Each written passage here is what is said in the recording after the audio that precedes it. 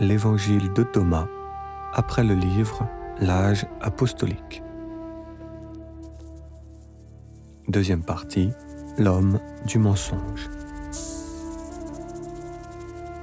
Avant que nous n'allions plus loin dans l'histoire de l'âge apostolique, nous allons revenir dans le passé et vous parler d'un personnage historique qui, malgré les apparences, se trouve être un acteur important de l'histoire.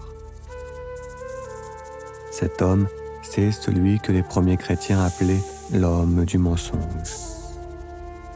Et l'histoire raconte que lorsqu'il mit la main sur Jérusalem, il ne vint pas en personne pour la saisir, mais qu'il trouva des serviteurs pour se l'accaparer. Car, dans les années qui suivirent son arrivée au pouvoir, il embobina le flatteur qui pensait au travers de l'homme du mensonge avoir accès à un plus grand pouvoir.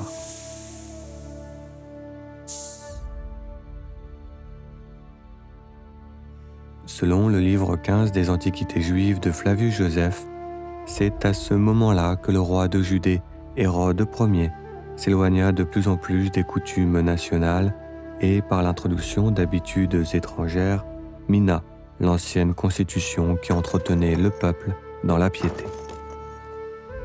Car, à la gloire de César, le roi flatteur institua des jeux qui devaient être célébrés toutes les 4 années.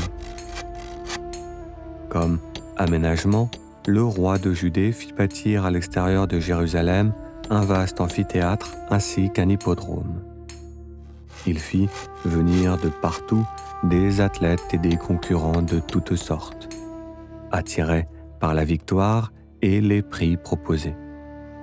Car d'importantes récompenses furent proposées non seulement aux athlètes sportifs et conducteurs de chars, mais aussi aux musiciens et aux gymnastes.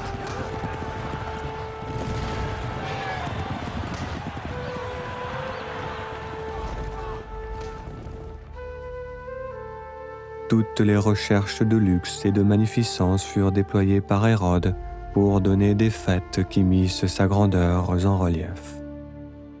Tout autour du théâtre furent disposées des inscriptions en l'honneur de César, des trophées rappelant les peuples qu'il avait conquis et vaincus, le tout exécuté en or pur et en argent.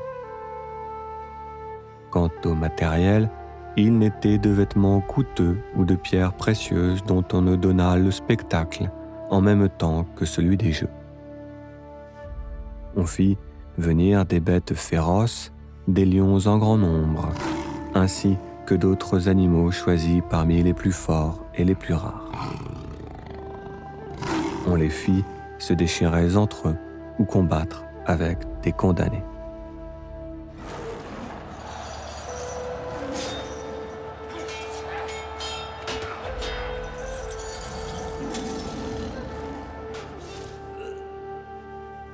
Flavius Joseph raconte que les étrangers furent frappés d'admiration par la somptuosité déployée, en même temps que vivement intéressés par les dangers de ce spectacle. Les Juifs qui s'indignaient voyaient là la ruine certaine des coutumes en honneur chez eux, car à leur sens, ce spectacle était d'une impiété manifeste. Jeter des hommes aux bêtes pour le plaisir que d'autres hommes trouvent à le regarder est une mœurs impie. Et ceux-là, les pharisiens, qui sont docteurs de la loi, le reconnurent également. Mais surtout, ce qui les chagrinait, c'étaient les trophées, car les maîtres pharisiens y voyaient avec justesse des idoles. Or, pour les gardiens de l'Arche d'Alliance, qui ont reçu l'enseignement de Moïse, il n'est pas de plus grandes erreurs que d'avoir des mœurs idolâtres.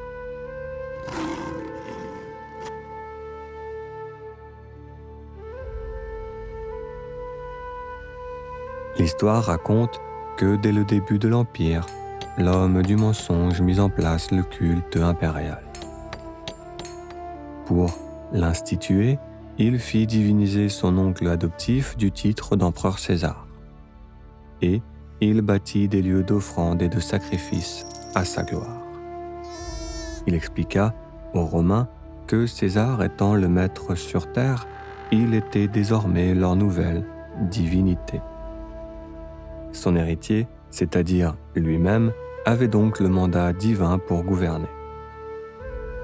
Sous couvert de modernité et d'empire, il écrivait dans l'histoire le plus grand mensonge.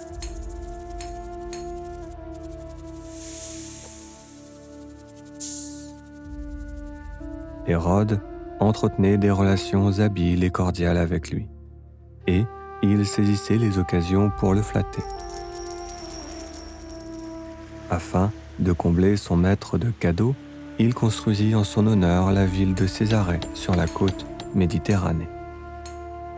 Au centre de la ville, face au port et sur une colline, Hérode aménagea un temple au culte impérial. Ainsi, les navigateurs pouvaient voir au loin le temple de César, qui renfermait à l'intérieur les statues de Rome et de l'empereur.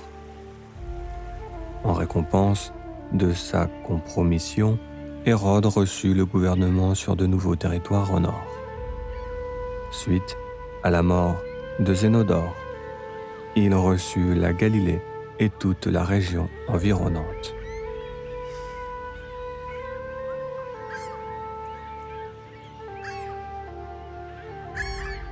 Malgré l'apparence de ses succès diplomatiques, Hérode était en réalité dans une position fort désagréable, car le peuple était mécontent, et beaucoup supportaient mal l'introduction définitive de ces nouvelles croyances. Il voyait en cela la ruine de la piété et la décadence des mœurs. C'était là même l'objet de toutes les conversations du peuple qui était en proie à l'irritation et au trouble. Hérode, étant d'un naturel méfiant, il surveillait fort cet état d'esprit. Et, pour étouffer la contestation et sécuriser son emprise, il agit en 3 temps. D'abord, il décida de baisser les impôts. Ensuite, il entreprit à Jérusalem la reconstruction du temple. Enfin, et surtout, il serra très fort la vis sécuritaire. Il supprima toutes les occasions possibles d'agitation, obligeant les habitants à toujours être à leur travail, interdisant toute réunion aux citadins, ainsi que les promenades et les visites.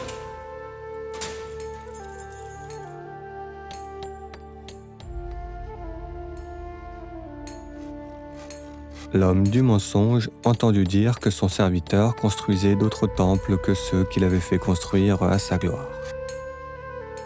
Alors, quand la reconstruction du temple de Jérusalem fut terminée, il commanda à Hérode de faire 2 choses afin de lui démontrer sa soumission. D'abord, il devrait enfermer dans un bâtiment romain, contingent du temple et sous garde de soldats romains, les vêtements des grands prêtres.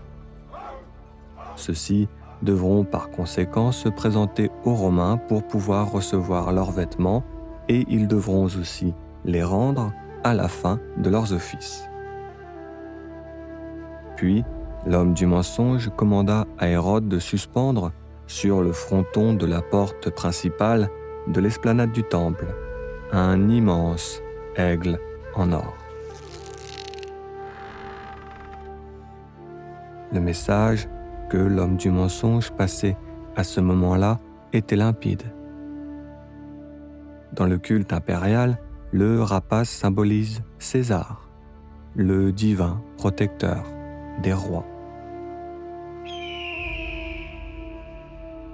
Les pharisiens, qui sont clairvoyants, reconnurent le culte d'adoration du veau d'or, ce sacerdoce que Moïse avait par le passé interdit.